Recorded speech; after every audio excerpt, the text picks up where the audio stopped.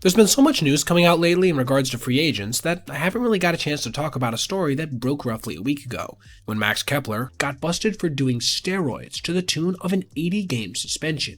But to me, the notable piece of this story was not actually the fact that he got suspended itself, but just how terrible of a year he had on roids, one that, in my opinion, may go down as the worst campaign of this type we've ever seen. First, let me break down his numbers, and then after that, we'll get into the nuances of my argument. Kepler put up a truly horrible 0.1 B-WAR through 474 plate appearances, courtesy of a slash line of 216, just barely above the Mendoza line, 300, 391, coming out to an OPS of 691 and an OPS plus of 88, or 12% below league average. He also, in a career that has seen him average 24 home runs per full season played, not just 18 dingers, and 37 extra base hits overall.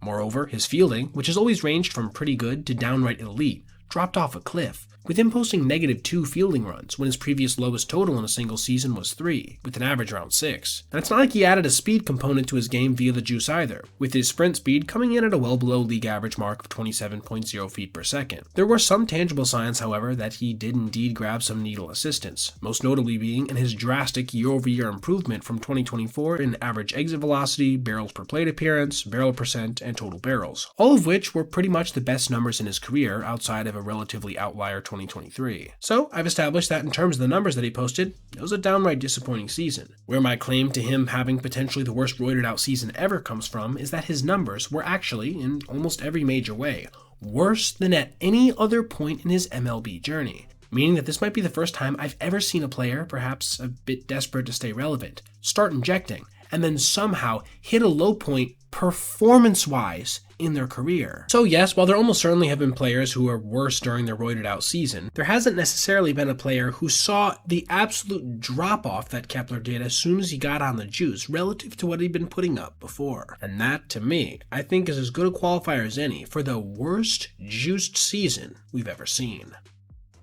Alright everybody, if you made it this far, I appreciate you watching, and if you did, consider checking out any of these other videos on your screen right now for other content just like this. Also, if you ever see anything you'd like to see me detail in the video, feel free to reach out to my email, basebpoet@gmail.com, and if I end up using your idea, I'll give you a shout out. Thanks for watching. Have a great rest of your day.